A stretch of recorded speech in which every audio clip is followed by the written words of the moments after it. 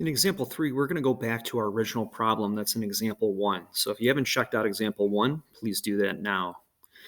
In example 3a, we want to rewrite dy dx is equal to xy. So all the terms with y, or all the factors of y, are on the left, and the terms or factors with x are on the right side. And this is called separating your variables. To do that, we have to do a couple steps here. So I'll write down the original differential equation right here. We'll just do this one at a time. So we're going to multiply each side by dx. I'm going to wind up with the dx is canceling on the left, and I'll have dy is equal to xy times dx. So I need to get rid of this y over here, and I'm going to divide each side by, I was going to put 4 down. That's not going to be correct. How about we divide that by y on each side? Now, dividing by y is the same as multiplying by 1 over y, and actually it might be useful for us in this case to write that as 1 over y dy. The y's cancel on the right, and we have x dx on the right-hand side. So what you want here, folks, is you want anything in terms of y on the left-hand side, and then anything in terms of x on the right-hand side. The next step is to integrate, or take the integral of each side of that separated equation. So we'll just integrate each side. You're allowed to do that. You're doing the same thing to each side of the equal sign. And then what we're going to do is actually figure out what these antiderivatives are. So if I do that, the antiderivative of 1 over y, remember that's the one that we need to remember. That's the natural log of the absolute value of y. You could put a plus c here, but if you remember from example 2, that's just going to really confuse things a little bit. So we're just going to keep the constant, or any constants, all the way on the right-hand side here. And then we're going to figure out the integral of x, which is x squared over 2. And we do need that plus c on the right-hand side. Don't forget about your constant of integration. In the next part, we're going to try to work with that equation, which is the natural log of y is equal to x squared over 2 plus c. And we're going to try to solve for y here. That's going to give us our general solution. It's called the general solution because we still don't know what the value of c is. And there's an infinite number of values that we could put in for c.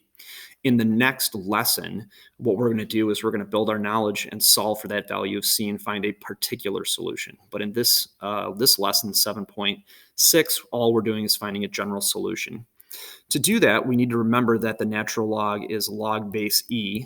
Sometimes it helps to write that out. You don't have to do that every time if you don't want to, but if it does help you, that's perfectly fine. And we're going to change this into an exponential.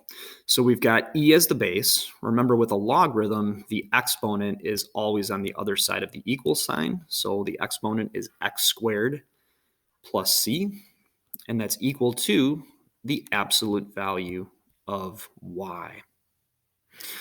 Continuing on with this one, we have the absolute value of y is equal to e to the x squared over 2 plus c. And when we deal with an absolute value, let me just talk to you about this here. So let's say we have the absolute value of a, which kind of looks like a 9. So let's try to write an a down.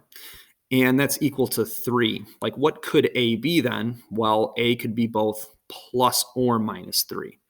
So when we have an equation and we have an absolute value on one side, we can get rid of those absolute value bars, but we need to put a plus or minus on the other side of the equal sign. So that's x squared over 2 and then plus c. And actually, let me rewrite that. You'll usually see this written with a horizontal fraction bar like we did before. So I'll write x squared over 2 and then plus c. So this is a possible, this is a general solution to that differential equation that we had before. If you'd like to graph it, you can graph it on Desmos and pick any value for c, and you should wind up seeing what we saw in the slope field, those graphs that we drew before. There's something else, though, that we can do here, and that something else is to break up the plus sign right here. And what we're going to do with that then is we're actually going to use a property of an exponent here. So we can separate that out by writing the base twice with each one of those as the exponent.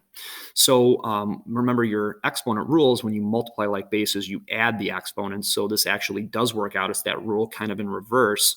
And then oftentimes we write the e to the c power in front because e to the c is just another constant. So sometimes you'll see that written as k or just c itself as being an entire other constant, because e is just an irrational number being raised to another number is another constant in and of itself. So this is another possible way of writing the general solution to the differential equation.